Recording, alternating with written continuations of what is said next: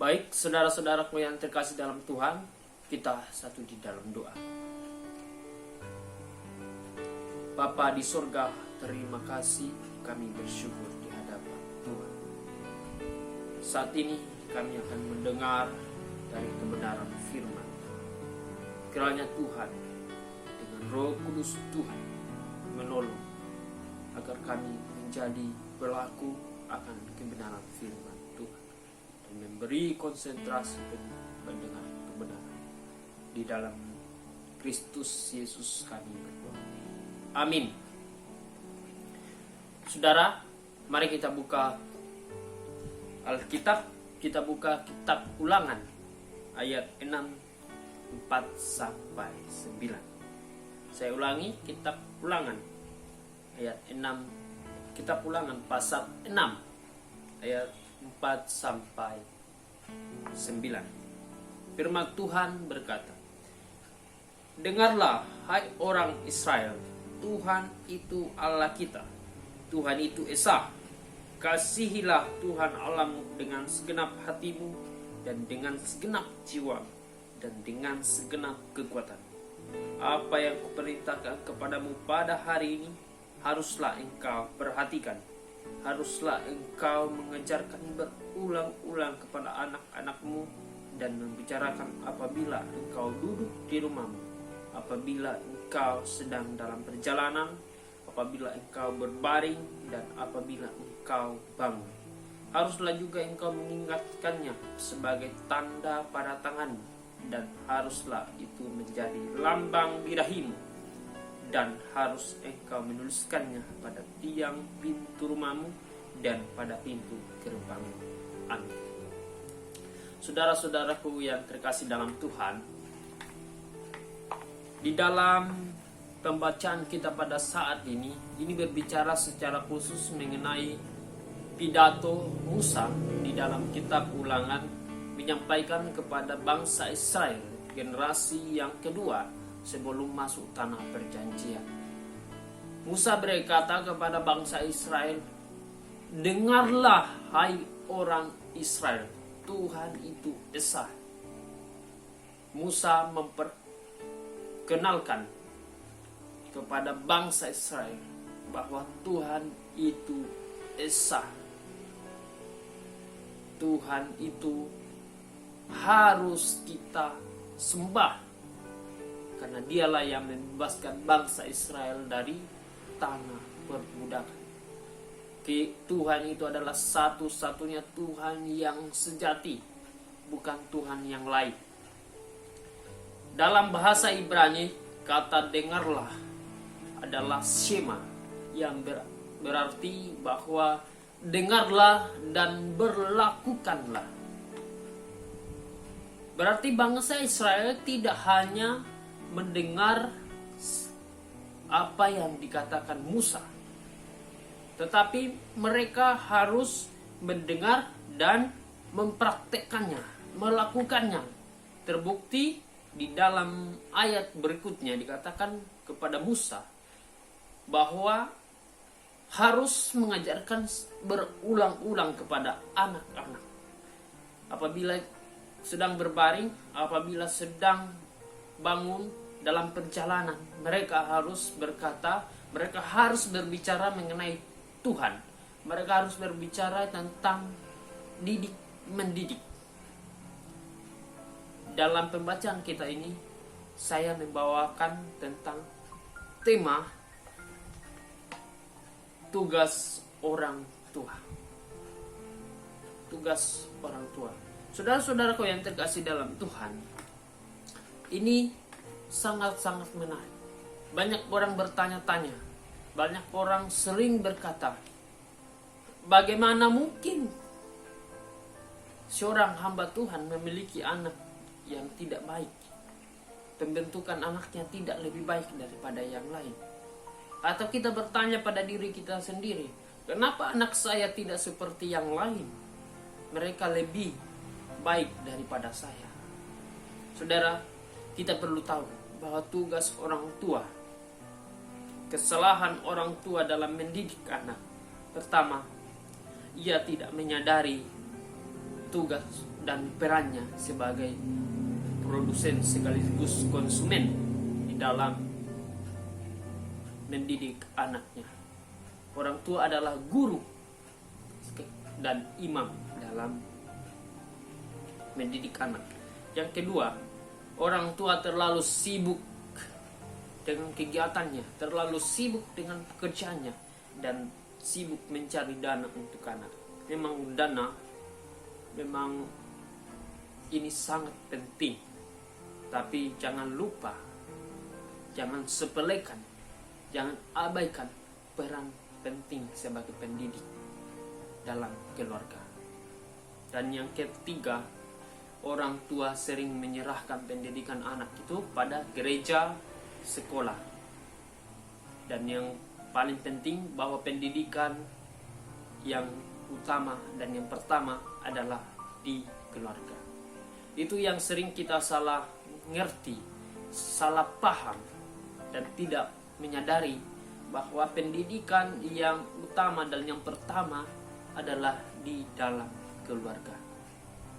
Masa depan anak-anak kita, karakter rohani, fisik anak kita tergantung sebagai mana efektifnya, kreatifnya orang tua mendidik anak.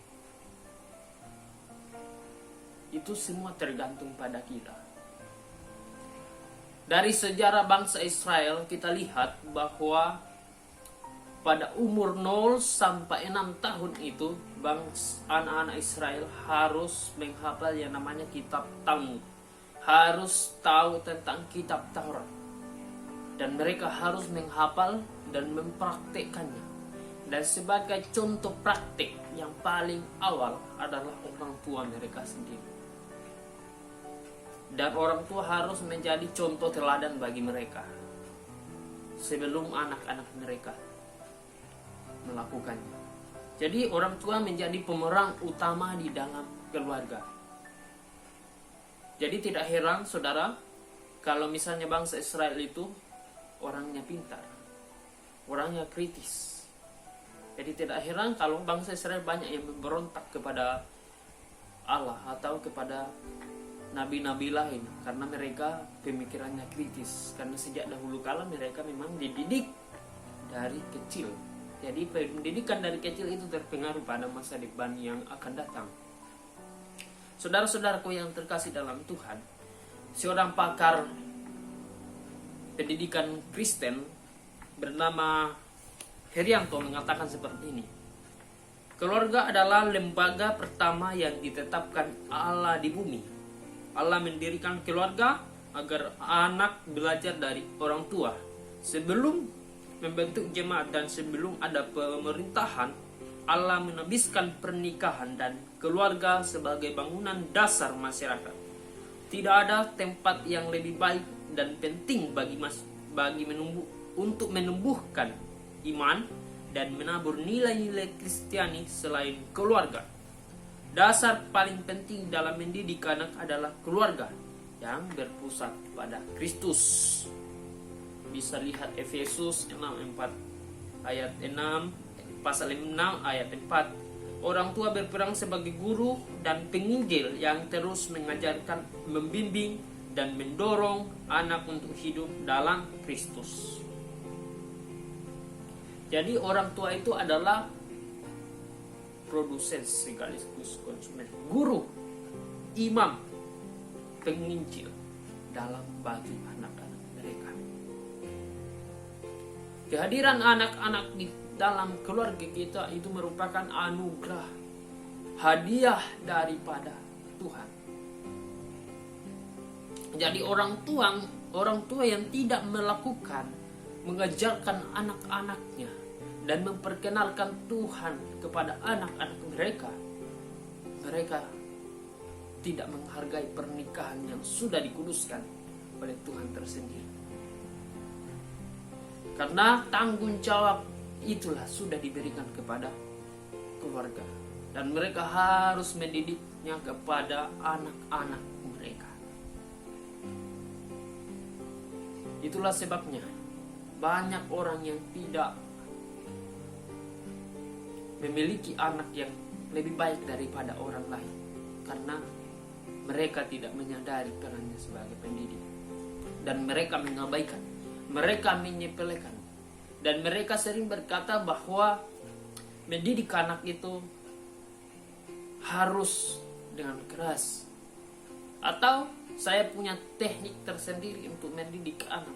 Saya cukup memasang muka yang marah dan anak saya menjadi takut. Atau bahkan ada yang berkata, saya serahkan kepada istriku untuk mendidik anak karena dia yang bersama-sama dengan anak saya ketika saya bekerja. Saudara, suami istri itu harus ada kerjasama dalam membangun keluarga, mendidik anak. Kalau tidak ada kerjasama di dalam suami istri, anak itu akan menjadi tidak baik. Karena sejak anak lahir itu bagaikan kertas putih yang tidak ada apa-apa. Jadi suami istri harus mengisinya, menatanya dengan baik, membimbingnya supaya menjadi anak yang berkualitas. Dari pada pakar teologi dan pendidikan agama Kristen sering mengatakan bahwa dari 0 sampai 6 tahun itu adalah diistilahkan pendidikan emas. Jadi 0 sampai 6, dari 0 sampai 6 tahun itu anak mengenal beberapa ribu kata. Jadi apa yang dilihat anak dari dalam diri orang tua itu menjadi karakter mereka. Apa yang dilihat anak dari orang lain itu menjadi karakter mereka. Jadi hati-hati, jangan bermain-main di dalam lingkungan anak. Jadi bentuklah anak kita selagi 0 sampai 6 tahun supaya anak kita ketika menjadi dewasa itu menjadi turut, menjadi patuh, menjadi sopan, pembentukan rohaninya baik, fisiknya, karakternya, moralnya baik. Karena kita didik sejak 0 sampai 6 tahun. Karena itu pendidikan diistilahkan pendidikan emas. Saudara-saudaraku yang terkasih dalam Tuhan, banyak orang tua yang belum menyadari tugas. Kita bercermin dari kehidupan bangsa Israel. Sebelum masuk tanah perjanjian, mereka harus mendidik anak-anaknya yang ditugaskan kepada orang tua pada saat itu. Dan mereka harus mengajarkan berulang-ulang. Dan orang tua menjadi contoh teladan yang baik, menjadi contoh hidup rohani yang baik bagi pada zaman itu. Dan tantangan yang terbesar bagi bangsa Israel sebelum masuk tanah perjanjian, mereka harus menghadapi bangsa Moab yang terkenal dengan penyembahan berhala, godaan-godaan, dan perempuan dan sebagainya. Dan bangsa Israel harus melewati hal itu. Untuk itu mereka harus memperkenalkan, mereka harus tahu yang namanya Tuhan, supaya mereka tidak menyangkal ketika mereka melalui perjalanan. Mereka tidak menyangkal Tuhan. Seperti yang dikatakan Musa, dengarlah hai bangsa Israel, Tuhan itu esa, kasihilah Tuhan Allahmu dengan segenap hatimu. Artinya mereka harus memperkenalkan Tuhan dan mengetahui siapa Tuhan, memiliki rasa takut, memiliki rasa hormat kepada Tuhan, sehingga mereka berjalan bersama dengan Tuhan dan mereka berjalan dengan penuh rasa takut kepada Tuhan, dan mereka tidak beralih pada ilah-ilah lain, sehingga mereka sampai pada tanah tujuan. Dan begitu pun kita. Mari Bapak Ibu saudara-saudaraku yang terkasih, bercermin dari kehidupan bangsa Israel, pendidikan bangsa Israel, bahwa 0 sampai 6 tahun itu mereka mendidik anaknya dengan sungguh-sungguh amat baik. Bahkan mereka melakukan contoh praktik dengan menghafal, mengulang-ulang. Apabila kita dalam kantor, apabila kita dalam ruangan makan, apabila kita di mana-mana saja. Sekarang media sudah canggih. Kita sudah punya sosial yang canggih. Mari kita gunakan hal itu untuk memberi waktu bagi anak-anak kita, memberi waktu yang spesial bagi anak-anak kita, supaya anak itu tidak kehilangan kasih sayang, supaya anak itu tidak kehilangan perhatian dari orang tua. Anak yang tidak baik karena mereka tidak mendapatkan kasih sayang dari orang tua. Saudara, satu, hati-hati dengan didikan manja. Didikan manja ini berguna apabila kita gunakan dengan baik. Kalau kita terus-menerus mendidik dengan manja kepada anak-anak kita, pada saat itu kita sudah membentuk pikiran, moral anak, karakter anak menjadi malas, tidak ada daya juang, membentuk psikologi mereka menjadi pesimis, mudah menyerah karena manja. Kita harus posisikan didikan-didikan seperti itu, saudara. Ada kasus yang sering mengatakan bahwa ketika anaknya melakukan kesalahan, ayah dan ibu bertengkar. Itu anak kamu, ayah berkata. Itu anak kamu. Jadi saling menyalahkan. Dan anak itu menjadi bingung. Mana ya? Sebenarnya saya anak siapa? Itu contoh-contoh praktis. Tapi yang biasa kita lakukan itu rupanya itu cukup berbahaya bagi pendidikan anak. Karena secara tidak sengaja saat itu kita sudah membentuk anak, mengajari anak kita untuk tidak taat pada orang tua, tidak mengakui orang tuanya sendiri karena kesalahan orang tua, karena obrolan orang tua yang membahayakan moral anak. Saudara-saudara, kadang-kadang kita melakukan hal yang sepele, kadang-kadang kita melakukan hal-hal yang kecil, tapi itu cukup berbahaya bagi anak kita. Kita tidak menyadari semuanya itu. Saudara-saudaraku yang terkasih dalam Tuhan, sesungguhnya masih banyak hal yang kita tidak tahu, yang perlu dijelaskan juga mengenai pendidikan anak, mengenai tugas-tugas orang tua. Tapi ada firman Tuhan yang cukup menguatkan kita, yang cukup menolong kita di dalam Amsal 22 ayat 6. Berkata, didiklah orang muda menurut jalan yang patut baginya, maka pada masa tuanya pun ia tidak akan menyimpang daripada jalan itu. Jadi kata Amsal ini bahwa sejak usia pada saat itu, pada usia kecil, didiklah dengan baik, rawatlah dengan baik, fasilitasilah dengan baik, dan ciptakanlah mendidik di dalam keluarga kita.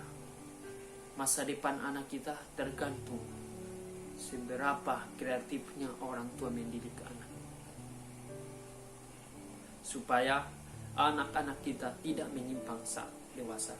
Dan biarkanlah anak itu, karakter anak kita itu mempengaruhi lingkungan, supaya lingkungan itu menjadi lebih baik lagi, lebih baik lagi. Dan kita menjadi bangga melihat anak-anak kita. Tuhan bangga melihat anak-anaknya. Dan Tuhan pakai orang tua untuk mendidik anak-anak mereka. Untuk itu sangat-sangat perlu yang namanya kerjasama antara suami istri. Suami istri. Ini pesan bagi suami istri, orang tua, bahwa didikan anak itu sangat penting. Jangan disepelekan dan jangan diserahkan kepada sekolah dan gereja, tetapi didikan yang utama dan paling pertama adalah keluarga. Kitalah kepustakaan, kitalah laboratorium yang mentransfer nilai-nilai Kristen, psikologi rohani anak. Dan pertama kita memperkenalkan Injil, memperkenalkan Tuhan pada anak pada usia ini. Dan juga pesan paling penting bagi anak muda pada zaman sekarang. Pilihlah pasangan yang baik. Pilihlah pasangan yang mudah kita ajak untuk berdiskusi. Jangan pilih pasangan yang cantik dan ganteng. Jangan pilih pasangan yang kaya atau apapun dalam bentuknya. Tetapi coba lihat, pilihlah pasangan yang mudah diajak berdiskusi, mudah diajak untuk melakukan sesuatu yang berdampak baik bagi pendidikan keluarga kita dan anak-anak kita. Hati-hati, jangan salah pilih pasangan. Kalau salah pilih pasangan, itu cukup berbahaya, saudara. Dan pilihlah pasangan yang baik. Kiranya Tuhan memberkati kita semua. Mari kita berdoa. Bapa, terima kasih atas pertolongan Tuhan. Ampunilah kami jika kami menjadi orang tua yang tidak baik, dan ajarlah kami untuk menjadi orang tua yang lebih baik lagi, Tuhan.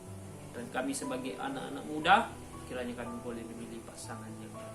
Terpujilah Tuhan. Kiranya kami menjadi pelaku firman Tuhan, dan Roh Kudus Tuhan yang menolong kami menjadi pelaku. Di dalam Kristus Yesus kami berdoa. Amin.